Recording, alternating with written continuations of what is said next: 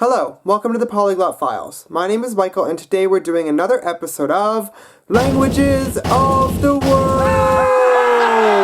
Each video in this series looks at a different country on Earth and explores the languages spoken there. Today's country? Finland. Now, I'm not gonna lie, I chose Finland for today's video partially because winter has arrived here in Canada. I have also had a weird affinity toward Finland since I was a child, and you can definitely blame the metal band Nightwish for that.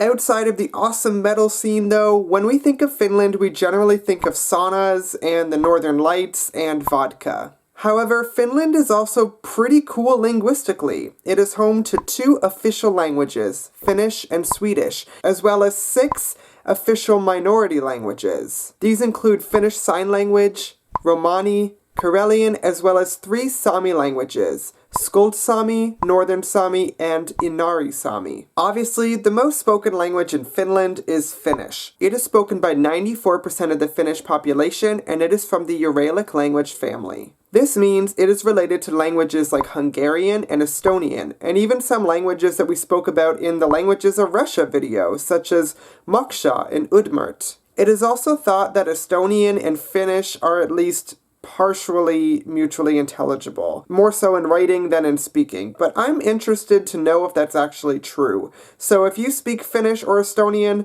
let me know if you can understand the other language in the comments below. Anyway, Finnish is a highly inflectional language. This means that a word changes form depending on what its role is in the sentence. Because of this, Finnish has 15 cases. For example, we can look at the word minä, meaning I, and we can see how it changes depending on what role it plays in a sentence. Firstly, it changes to minun when it is a possessor in a sentence, and you can see an example of that in this sentence, meaning, this is my house. Further, it changes to minut when it is the direct object in a phrase, such as in this example, which means he or she knows me. Minä also changes to minua and minusa and minusta and minula and minun. The inflections really go on and on and on. And that's just one word. Compare this to the 4 cases in German or the 6 cases in Russian, and we see how complicated Finnish grammar can actually be. In fact, the Foreign Service Institute, an institution that ranks languages on difficulty levels for English speakers, ranks Finnish a Category 4 language, meaning it is one of the most difficult languages for English speakers to learn. Hello? Good, I'm like in the middle of my video. Can I call you back after? Yeah, I'll call you in a second. Or not a second, like 15 minutes. Oh, you already got it. Okay. However, there is a bright side. Having such intense inflection also means that Finnish has a relatively free word order. Even though they have a subject-verb-object word order as a base, the inflection kind of allows you to move things around, depending on what the topic or the main point of your sentence is. In verbs, though, Finnish doesn't get much simpler. There are actually 24 Finnish verb tenses and moods that learners have to work out, and the reason why that number is so high is because you actually change your verb whether you're using it in the affirmative sense or in a negative sense. In contrast to other European languages, Finnish actually doesn't have grammatical gender. That's good news for English speakers who have tried to learn other languages. However, Finnish goes so far in this that they actually don't make a distinction between the he and she subject pronouns. He and she actually share the same word, han. The next official language in Finland is actually Swedish, and while that may come as surprising, 5.4% of the Finnish population actually speak Swedish natively, most of them living along the Swedish-Finnish border. In fact, Swedish was the language of administration in Finland up until the late 1800s, and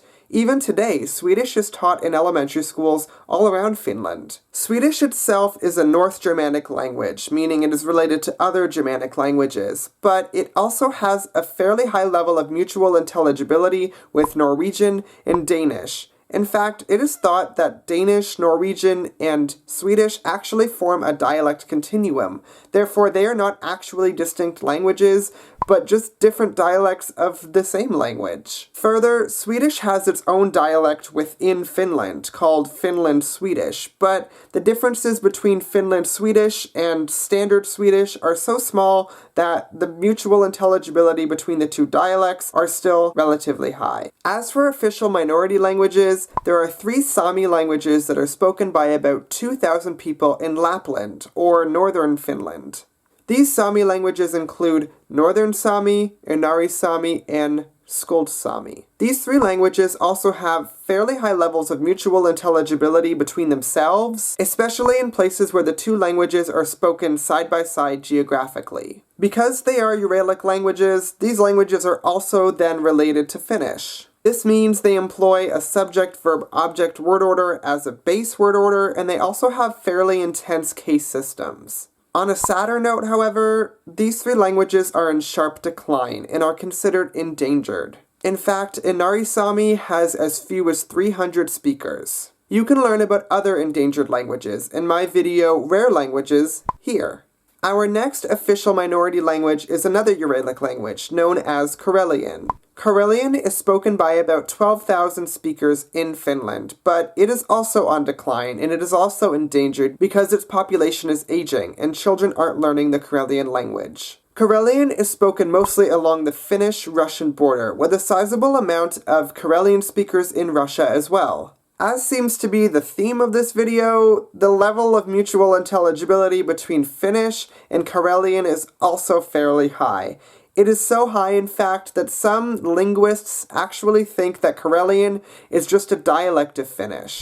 However, with recent revitalization efforts, Karelian is still looked at as a distinct language within Finland. Our last 2 official minority languages in Finland are Finnish Sign Language and Romani. Finnish Sign Language was incorporated into the Finnish Constitution in 1995, and today there are as many as 15,000 speakers of Finnish Sign Language. What's pretty surprising about Finnish Sign Language, though, is that the grammar in Finnish Sign Language is significantly simpler than standard Finnish grammar is, which I guess isn't all that surprising considering most sign languages tend to simplify their grammars in comparison to their spoken counterparts. Lastly, Romani, or Finnish Kalo as it is known by the Romani peoples within Finland, is spoken by about 10,000 people. Now, I've spoken about the Romani peoples in my Languages of the UK video, but it's interesting to note that the Romani spoken in Finland has little to no mutual intelligibility with the Anglo-Romani spoken in the UK, suggesting that even though these 2 languages share a similar name, they might actually be distinct languages. Lastly, there are a number of non-native languages spoken in Finland. Being a European nation, that means that there are a huge amount of European languages being spoken there. Russian is spoken natively by about 70,000 people, and as many as 40,000 people speak Estonian natively. And while Finnish is not the most studied language in the world, it's still probably one of the most interesting, and I would love to learn it one day. So if you have any tips about learning it,